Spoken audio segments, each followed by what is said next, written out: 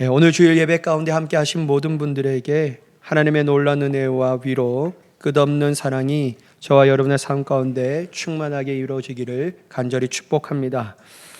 제가 오랜만에 이 원고지를 들고 하는데요. 제가 충전을 다 된 줄 알았는데 오늘 아침에 일하니까 15% 이게 안 되더라고요. 그래서 이게 참 좀 낯설고 한데 벌써 우리는 신문물에 길이 들어져 있습니다. 네, 여러분 우리가 예전의 은혜를 사모하며 함께 은혜를 받기를 바랍니다. 여러분 혹시 예수쟁이라는 말을 들어보신 적이 있으세요?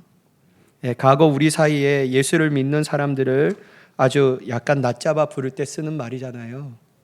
그런데 사실 이 조롱 섞인 별명 속에서요, 세상을 압도하는 진짜 신앙인의 모습이 담겨 있다는 사실이 우리가 알아야 합니다.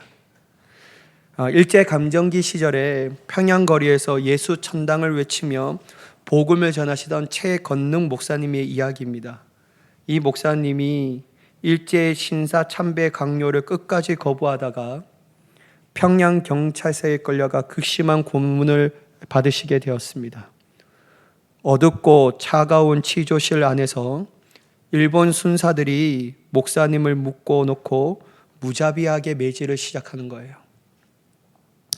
이 무자비한 매질이 얼마나 심했냐면 살점이 찢겨지고 뼈가 으스러지는 같은 극심한 고통의 순간이 계속 임하는 거예요. 그런데 여러분, 그 치조실 안에 있던 일본 순사들은 곧 눈을 의심하게 되는 기묘한 장면을 목격하게 됩니다. 보통 사람이면 여러분 어떻게 하겠습니까? 고통에 못 이겨 비명을 지르거나 살려달라고 애원해야 하는 상황이었습니다. 근데 여러분 참 희한한 게 최 목사님은요, 매를 한 대 맞을 때마다 뭐라고 했냐면 예수 소리치고 또 한 대 맞으면 천당이라고 외치는 거예요. 매질하던 일본 순사가 기가 막혀 소리쳤습니다. 이놈아, 너는 아프지도 않으냐? 매 맞으면서 무슨 놈의 예수의 타령이냐? 너 예수님 때문에 지금 이렇게 고통받고 있지 않냐? 그때 피투성이가 된 최 목사님이요, 가쁜 숨을 몰아쉬면서 빙그레 웃으며 이렇게 대답했다고 합니다. 내 몸과 마음에는 예수가 너무 꽉 차 있어서 당신들이 나를 찌르고 때릴 때마다 내 안에 있는 예수가 튀어나온다오. 사랑하는 여러분 세상이 여러분들을 툭 치면요, 여러분의 무엇이 튀어나오십니까? 자존심 상하는 일이 생길 때, 고난과 핍박이 찾아와 삶을 아프게 찌를 때 예수 천당이 튀어나오십니까? 아니면 참을 수 없는 분노와 원망이 먼저 쏟아져 나오십니까?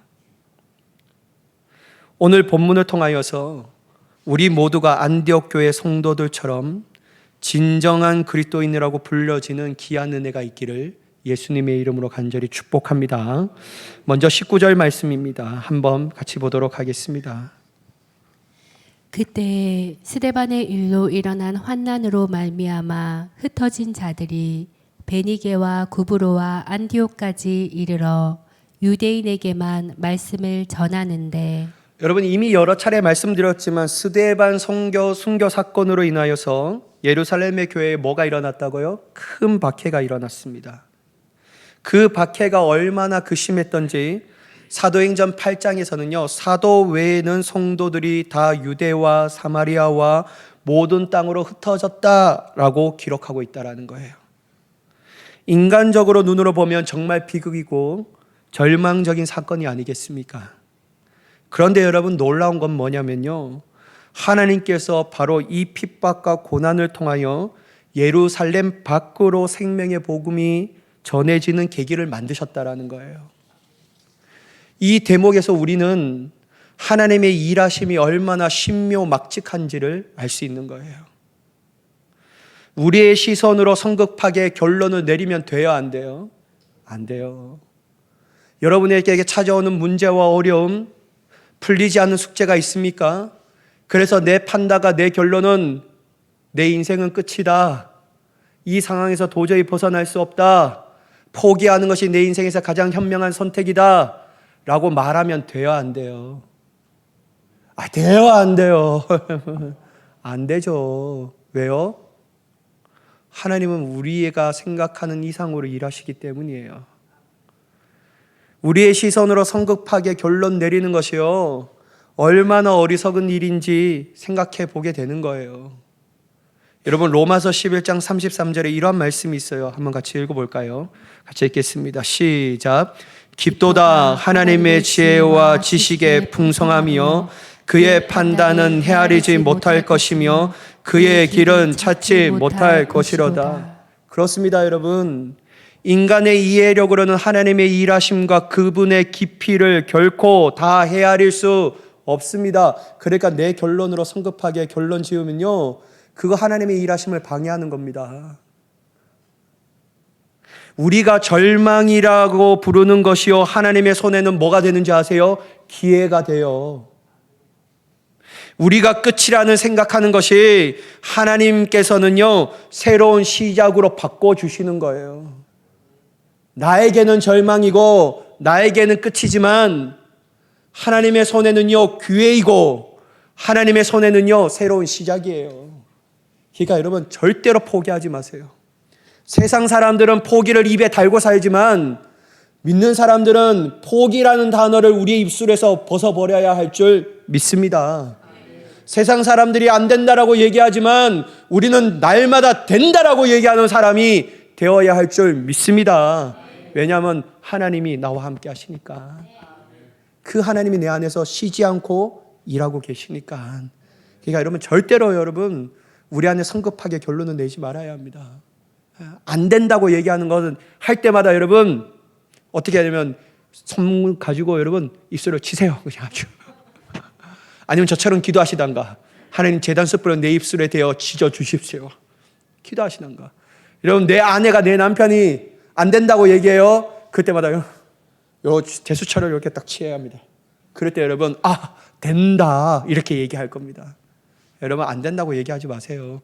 그리고 제 앞에서도 안 된다고 얘기하지 마세요. 하나님 다 하셔요.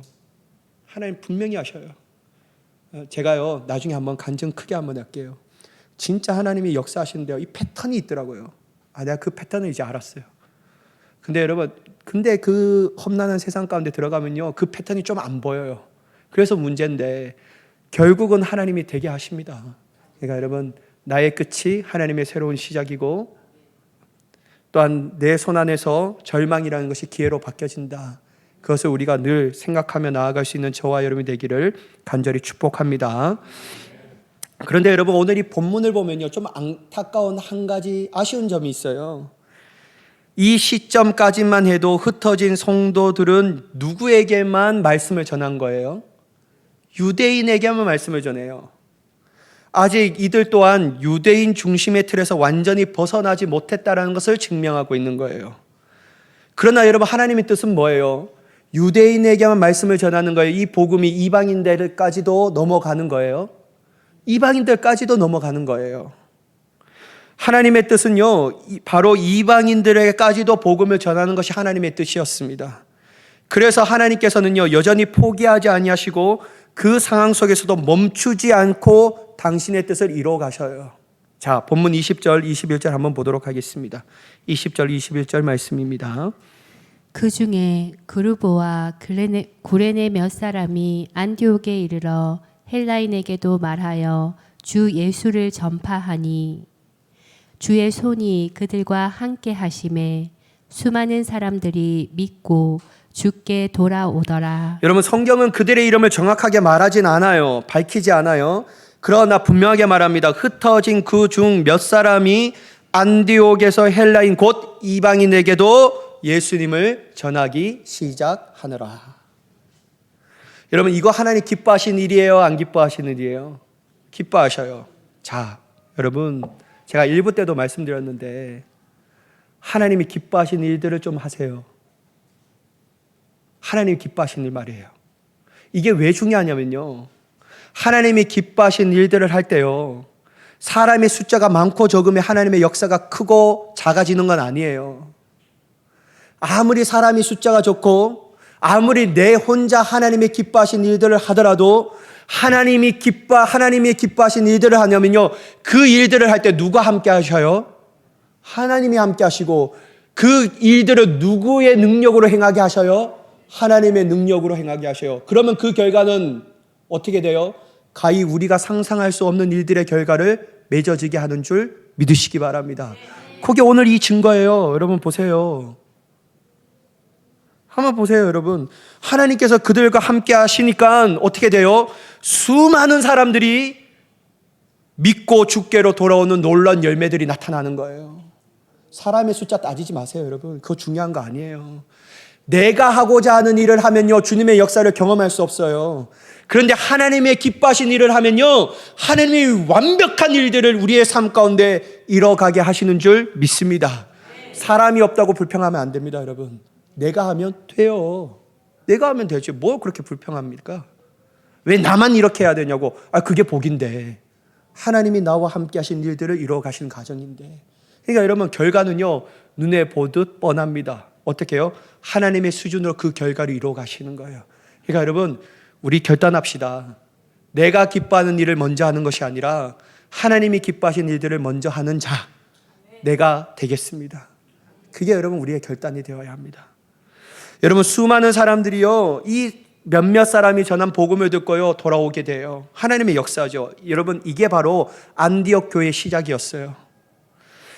여러분, 저는 이 사실을 보면서 또 하나 깨달았어요. 뭐냐면, 하나님은 우리에게 거창하고 화려한 일보다 먼저 복음을 전하는 사람이 되기를 원하신다라는 거예요. 하나님은 화려한 행사, 이거 중요하지 않습니다. 거창한 명목을 인하여서 위대한 일들을 하는 걸 하나님이 우리에게 원하시는 거 아니에요. 우리에게 원하시는 가장 중요한 본질이 뭐냐면 복음을 전하는 삶이에요. 여러분, 한번 보세요. 복음을 전할 때 어떤 일들이 일어나요? 주께 돌아오더라 라는 일들을 성경은 기록하고 있어요. 이 표현이 뭐냐면요, 그냥 단순히 종교를 바꾸었다라는 게 아니에요. 이들이 복음을 듣고 삶의 방향 자체를 주께로 돌이키는 놀라운 회심의 역사가 일어났다는 것을 분명하게 말하고 있습니다. 그러니까 여러분, 대단한 행사를 통해서 사람의 마음을 변화시킬 수는 없습니다. 어떠한 프로그램이라도 사람의 마음을 변화시킬 수 없어요. 그러나 복음은 능히 변화시킬 수 있습니다. 그래서 여러분, 우리가 복음을 전하는 자가 되어야 합니다. 저 사람은 왜 저렇게 안 바뀔까? 내 남편, 내 아내 바뀌게 해주세요. 그럼 여러분, 이거 갖고 기도하시고 복음을 전해야죠. 어떻게 해요? 입술로 전하면 남편이 싫어하는데 어떻게 해요? 삶으로 전하세요. 내가 하나님의 사랑이 묻어나는 삶을 사세요. 내 언어가 예수 그리스도의 향기가 나타나는 언어로 바뀌세요. 그리고 여러분이 하는 모든 것들이 하나님께 영광이 되는 일들을 하세요. 그러면 하나님이요, 내 안에 있는 복음이 그 남편에게, 그 아내에게, 내 자녀에게, 내 삶에 경험하는 모든 사람들에게 전하여지는 놀라운 역사가 일어나게 되게 되는 줄 믿습니다. 그러면요, 반드시 변화돼요. 그냥 내 뜻대로 하기 때문에 안 되는 거예요. 그러니까 여러분, 저는 알았어요. 하나님이 거창하고 화려한 일을 부르기보다 우리에게 복음을 전하는 인생으로 살아가기를 원하시는구나. 여러분, 박해로 말미암아 흩어진 성도들이었지만 그들이 여전히 하나님께서 기뻐하시는 복음을 전하는 일을 감당할 때 하나님께서 친히 그들과 함께 하시고 놀라운 열매를 맺게 하셨다라는 거예요. 그러므로 여러분, 잘 들어보세요. 진정한 그리스도인의 본질은요, 어떠한 상황과 환경 속에서도 복음을 전하는 삶인 줄 믿으시기 바랍니다. 복음을 전해야 돼요, 복음을. 여러분, 제가 말씀드리는 것은 복음을 전도지로 내 입술로 전하는 것도 중요합니다. 때로는 케이스 바이 케이스 그렇게 전해야 돼요. 그런데 여러분, 좀 삶으로 복음의 전도지가 좀 되세요. 복음의 전도지가 되어야 합니다. 만나는 사람, 저 사람 교회 다니는데 저렇게 세상 말만 한다고. 그건 여러분 복음의 전도지가 아니에요. 그러니까 역사가 일어나지 않는 거예요. 여러분, 우리가 삶의 복음의 전도지가 되어야 할 줄 믿습니다. 보여주세요. 하나님은 세상을 이처럼 사랑하셨다. 그게 내 삶으로 보여줘야 되지 않겠습니까? 여러분, 진정한 그리스도인의 본질은요, 상황이 어떠하든지 늘 복음을 전하는 삶이에요. 기쁘거나 슬프거나 고난이 나에게 닥쳐와도 어려움이 와도 문제가 있더라도요, 여전히 내 안에 삶의 복음의 전도지로 살아가는 그것이 바로 진정한 그리스도의 본질인 줄 믿으시기 바랍니다. 저는 우리 교회가 그러한 교회가 되기를 원합니다. 여러분, 우리 교회 건물 아름답다라는 말 많이 듣습니다. 근데 여러분, 성도가 아름다워야 합니다. 성도가 아름다워야 돼요. 성도는 무엇으로 아름다워질 수 있을까? 보톡스 맞아서요? 실 끼어서요? 아니에요. 그건 한계가 있어요. 여러분, 끼어진 실도 어떻게 돼요? 나중에 되면 녹아져요, 안 녹아져요? 보톡스 맞다가 나중에 안 맞으면 어떻게 돼요? 처져요. 여러분, 성도를 아름답게 하는 길은요, 복음으로 충만한 길입니다. 그러면요, 성도는 자연스럽게 아름다워지는 거예요. 여러분, 이러한 안디옥의 은혜로운 소문이요, 예루살렘 교회까지 들려오게 돼요. 자, 그래서요, 예루살렘 교회는요, 바나바라는 사람을요, 안디옥 교회를 돕기 위하여 파송하기로 결정해요. 그렇다면 여러분, 바나바가 안디옥에 도착했을 때 그의 눈에 가장 먼저 들어온 것은 무엇일까요? 본문 23절인데요. 한번 같이 읽어보도록 하겠습니다. 시작. 그가 이르러 하나님의 은혜를 보고 기뻐하여 모든 사람에게 굳건한 마음으로 주와 함께 머물러 있으라 거나니. 여러분, 바나바가 안디옥 교회에 딱 왔어요. 그래서 무엇을 먼저 보게 됩니까? 그렇죠. 여러분, 바나바는요, 안디옥 교회에 딱 와서 성도의 숫자가 얼마 되는가 살펴봐요? 아니에요. 재정이 얼마나 튼튼한지 그거 먼저 물어봅니까? 아니에요. 교회 건물은 얼마나 클까? 예루살렘 교회보다 더 클까? 이거 봅니까? 안 봐요. 그럼 여러분, 안디옥 교회의 가장 유력한 리더자는 누구인가? 그거 살펴봐요? 안 봐요. 여러분, 우리 같으면 아마 그것들부터 파악하려고 했을 것입니다. 누가 이 교회의 가장 실세인가? 이 교회는 얼마나 재정이 튼튼하지? 몇 명이 도대체 모일까? 그게 우리의 관심사예요. 근데 여러분, 바나바는요, 그거 안 봐요. 바나바가 가장 먼저 보려고 했던 게 뭔지 아세요? 각 성도들에게 부어주신 하나님의 은혜를 보기를 원했다라는 거예요. 또한 그 은혜를 볼 때 어떻게 해요? 기뻐했다라고 말해요. 왜 여러분, 바나바는 이걸 볼 때 기뻐했을까요? 그게 중심이니까. 그게 핵심의 본질이니까. 그래서 여러분, 이거 볼 때 기뻐한 거예요.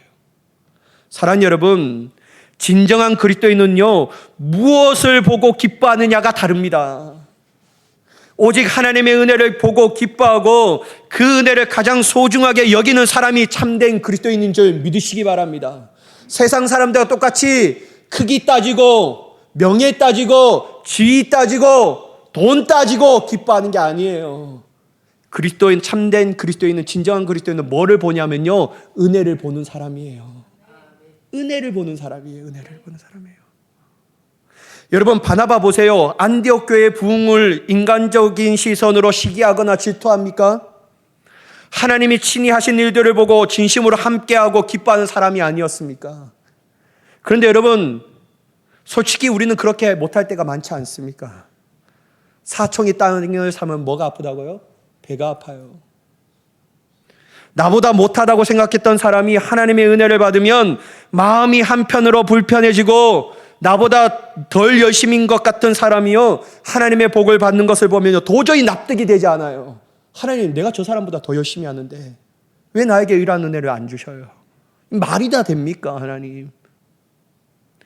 하나님은 얼마나 불평하고 원망할 때가 많지 않습니까? 여러분, 저도 마찬가지예요. 저도요, 학교 다닐 때 제가 공부 잘했을까요? 못했을까요? 보통이었습니다. 여러분, 학교 다닐 때요, 저보다 못했던 선배나 후배가 하나님의 놀라운 은혜로 말미암아 교회가 크게 부흥했다는 소식, 그래서 이런저런 행사, 집회, 강사로 초청받는 소식을 들을 때면 제가 진심으로 축하해 줄까요? 안 그럴 때가 훨씬 더 많을까요? 아유, 그렇게 돼야 될 줄 믿습니다. 저는요, 한편으로 마음 불편했습니다. 하나님, 이해가 안 되네요. 하나님, 저는요, 진짜 학교에 이단이 쳐들어올까, 그 앞에 정문에서 구원파가 오고 신천지가 오고 할 때 전 제 수업도 버리면서 전단지 나눠주면서 몇 시간, 5시간 앞에서 그렇게 싸웠는데, 아니, 그 사람은 그 앞에서 눈만 보면서 그냥 화이팅만 하고 지나갔는데 왜 저 사람은 저렇게 해줘요? 아, 나 이해가 안 돼요, 하나님. 복을 주시려면 누가 복을 받아야 돼요, 여러분? 내가 복을 받아야죠. 내가 저 사람보다 무엇이 부족합니까? 속삭해 한 적이 많습니다. 바나바처럼 하나님의 은혜를 보며 진심으로 기뻐해 드리지 못했던 적이 훨씬 많아요. 그래서 너무 속상하더라고요. 근데 여러분 알았어요. 진정한 그리스도인은요, 은혜를 볼 줄 아는 사람이에요. 사랑하는 여러분, 여러분의 삶 가운데 오늘 같이 우리가 함께 예배드리는 모든 사람들 볼 때도요, 그 안에 역사하시는 하나님의 은혜를 볼 수 있는 자가 되기를 간절히 축복합니다. 진정한 그리스도인은요, 그 사람이 가지고 있는 다른 것을 보는 것이 아니라 은혜를 보며 함께 기뻐하는 사람이에요. 제가 일부 때도 말씀드렸어요. 어떤 권사님이요, 우리 교회 권사님 아니에요, 자기 집사님과 함께 여러분 이 주식을 했는데요, 삼성전자를요 45,000원대 같이 샀대요. 근데 여러분 이게 삼성전자가 좀 내렸잖아요. 근데 이거 얼마 있냐면 오르면 내가 판다, 오르면 판다. 그래서 이 권사님이요, 삼성전자 9만 원대 팔았대요. 야, 요 정도 되면 이 뭐 더 오르겠나. 근데 지금 얼마예요? 32만. 그죠?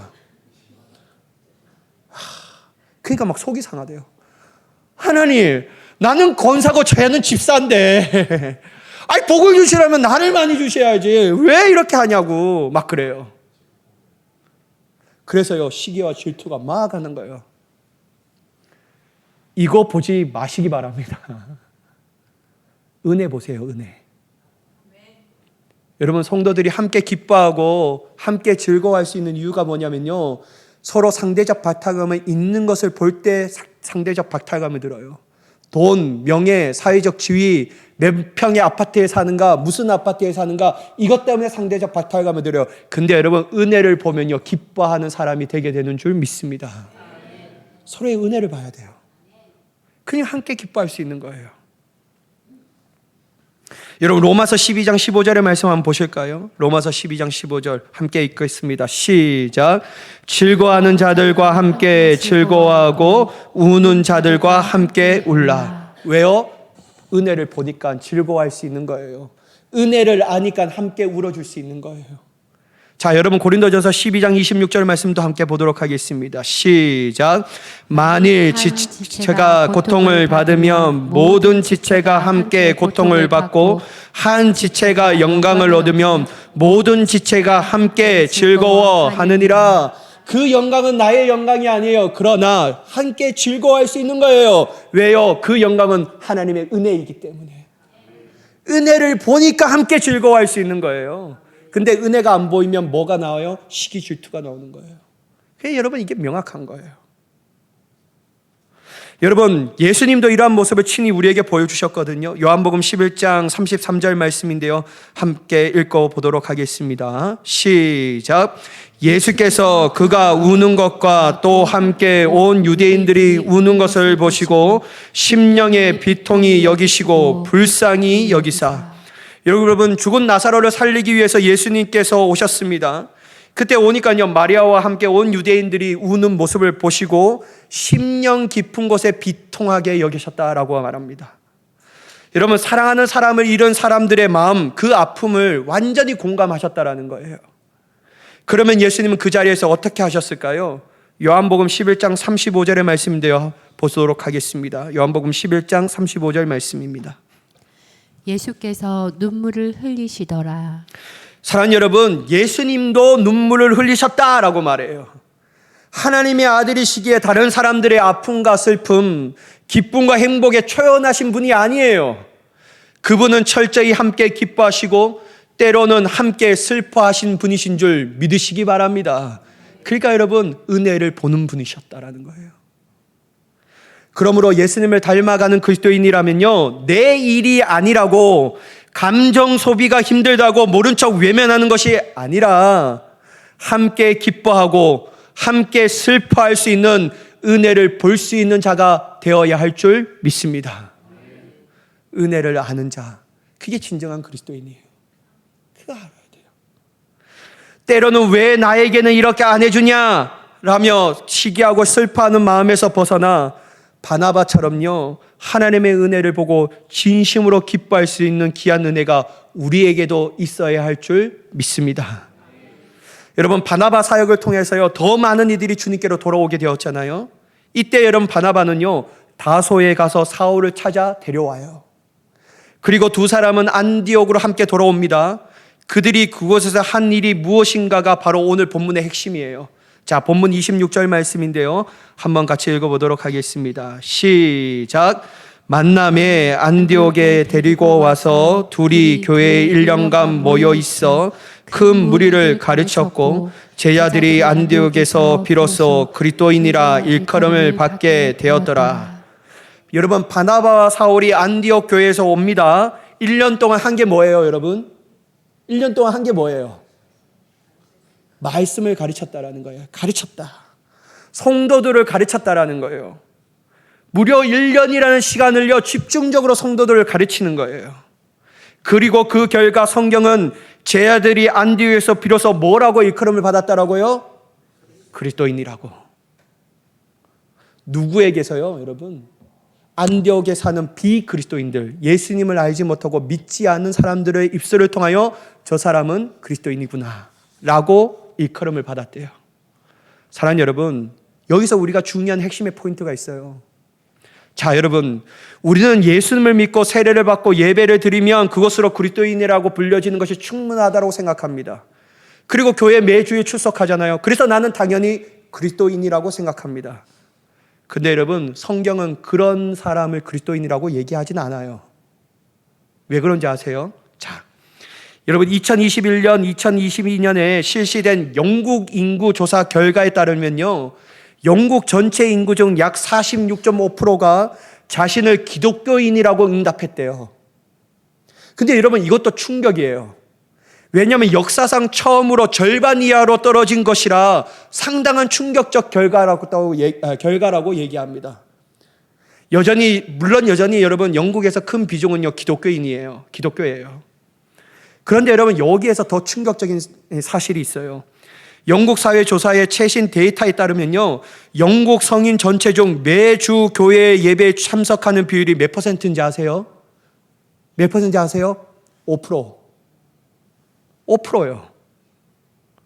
심지어 여러분, 내가 기독교인이라고 응답한 사람들 중에서도 정기적으로 예배에 참석하는 비율이 몇 퍼센트인지 아세요? 13%. 45%가 자기가 기독교인이라고 얘기하는데 13%. 그밖에 교회 안 나간대요. 그러니까 여러분, 46% 자기들을 기독교인이라고 얘기하고 그리스도인이라고 말하지만 15%, 5% 이렇게 교회가 나가니까요, 교회가 매년 문을 닫고 있잖아요. 그렇다면 여러분 한번 생각해 보세요. 여러분, 이러한 사람들이 그리스도인이라고 얘기할 수 있습니까? 여러분, 이러한 사람들이요, 이 사람들은 그리스도인이야 라고 얘기할 수 있냐라는 거예요.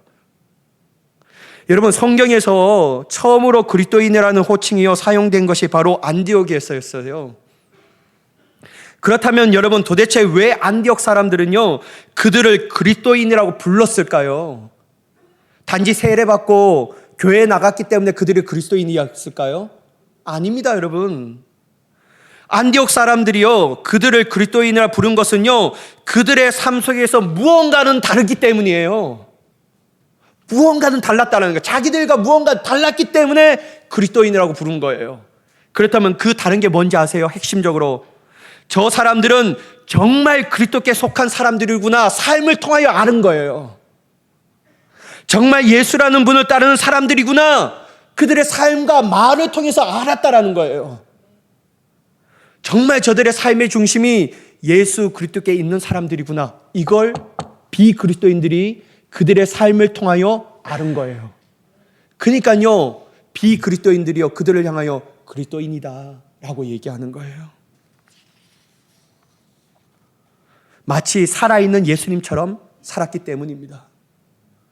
그렇다면 여러분, 그들이 그렇게 변화될 수 있는 이유가 무엇일까요, 여러분? 오늘 본문의 말씀이 분명하게 우리에게 얘기해줘요. 바나바와 사울이 1년 동안 그들을 뭐를 가르쳤다고요? 말씀.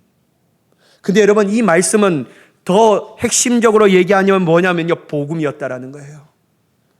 집중적이고 지속적인 말씀의 양육의 결과였습니다. 하나님의 말씀이 그들의 삶 가운데 깊이 뿌려져 내려졌을 때 비로소 예수님을 닮아가는 진정한 그리스도인이 그러한 모습이 그들의 삶 가운데 나타날 수밖에 없는 거예요. 사랑하는 여러분, 배워야 합니다. 안 배우면 안 돼요, 여러분.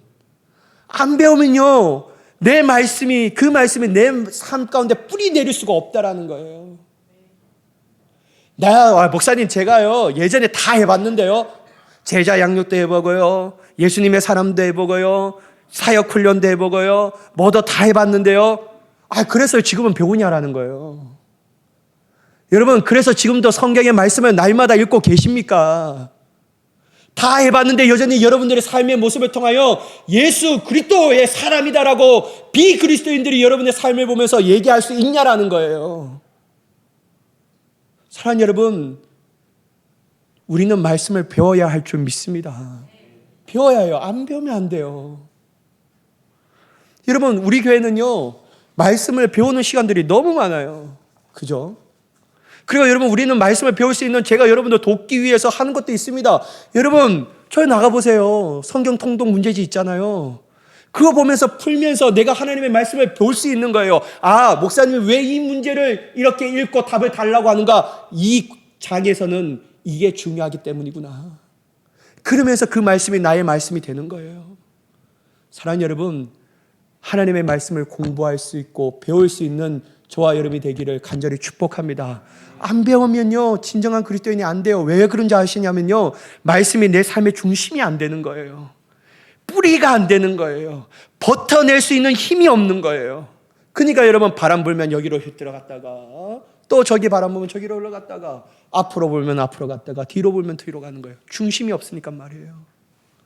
교회 몇십 년 다녀도 중심이 없으니까요, 때로는 교회 안 나오고 싶은 거예요. 사랑하는 여러분, 우리는 진짜 그리스도인이 되어야 할 줄 믿습니다. 진짜 그리스도인은요, 그냥 되는 게 아니에요. 교회 출석한다고 그냥 되는 게 아니에요. 진짜 말씀을 공부하고 말씀을 배우고 날마다 그 말씀을 가까이 할 때 그 말씀이 내 삶의 중심이 되어서 흔들리지 않는 뿌리 깊은 나무가 되어서요, 그래서 우리의 삶을 힘써 승리할 수 있도록 만들어주는 줄 믿습니다. 왜냐하면 말씀이 그런 능력이 있기 때문에. 자, 보세요. 예수님의 마지막 명령도 이렇거든요. 마태복음 28장 19절에서 20절 말씀은 한번 같이 읽어보도록 하겠습니다. 시작. 그러므로 너희는 가서 모든 민족을 제자로 삼아 아버지와 아들과 성령의 이름으로 세례를 베풀고 내가 너희에게 분부한 모든 것을 가르쳐 지키게 하라. 볼지어다 내가 세상 끝날까지 너희와 항상 함께 있으리라 하시니라. 여러분, 예수님은 마지막 명령 가운데 이렇게 말씀하셨습니다. 내가 너희에게 분부한 모든 것을 어떻게 하라고요? 가르쳐 지키게 하라. 이 예수님의 유언이에요. 여기서 여러분, 가르치라는 것은요, 인간의 도덕이나 윤리, 세상의 처세술, 성공 방법론을 얘기하는 게 아니에요. 여기서 가르치라는 것은 뭐냐면요, 생명의 능력이 있는 하나님의 말씀입니다. 더 깊게 말하자면요, 복음이었어요. 복음을 가르치라는 거예요. 근데 여러분 한번 보세요. 지키게 하라는 말씀을 보면요, 이 지키게 하라는 것은요, 알게만 하는 것이 아니라 그 말씀대로 살아가게 될 때까지 가르치라는 겁니다. 그러니까 여러분, 오카노 목사님의 제자론의 핵심이 이거였어요. 가르쳐야 합니다. 어느 때까지요? 지킬 때까지 말이에요. 그게 핵심이에요. 여러분, 바나바와 사울은요, 이러한 주님의 뜻을 너무나도 잘 알고 있었습니다. 사람을 진정으로 변화시킬 수 있는 것은 오직 하나님의 말씀, 복음의 뿐인 것을 알았기 때문에 그들은 1년 동안 집중적으로 말씀을 가르치는 거예요. 여러분, 베드로전서 1장 23절의 말씀 한번 같이 읽어볼까요? 베드로전서 1장 23절의 말씀입니다. 시작. 너희가 거듭난 것은 썩어질 씨로 된 것이 아니요 썩지 아니할 씨로 된 것이니 살아있고 항상 있는 하나님의 말씀으로 되었느니라. 뭘로 되었어요, 여러분? 우리의 공로로요? 우리의 의지로 우리가 변화되었습니까? 아니에요. 살아있는, 항상 있는 하나님의 말씀으로 된 것이다. 말씀이에요, 여러분.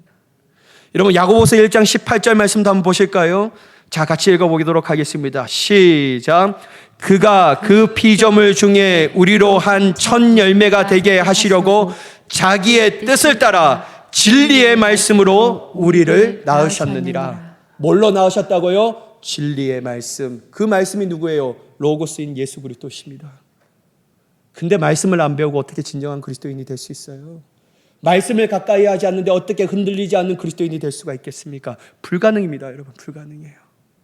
사랑하는 여러분, 우리의 거듭남과 변화는 오직 하나님의 말씀으로 되는 줄 믿으시기 바랍니다.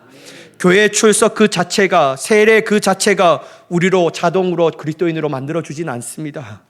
오직 말씀 앞에 서야 할 줄 믿습니다.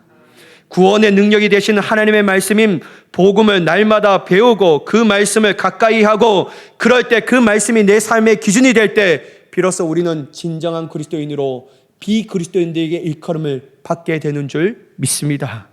그러므로 여러분, 우리 합시다. 멈추지 않고 계속해서 말씀을 배우는 자로 말이에요. 어떨 때까지 말씀을 배워야 한다고요? 지킬 때까지. 근데 이 시기는 어느 때까지요? 주님 다시 오실 때까지. 그리고 그렇게 말씀으로 세워진 그리스도인들이 삶을 살아갈 때 세상이 우리를 보며 이렇게 말할 것입니다. 저 사람들은 진짜 그리스도인이구나. 저 사람들은 진짜 예수쟁이야.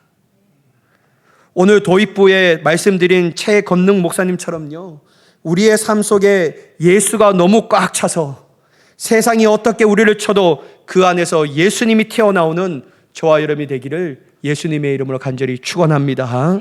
기도하겠습니다.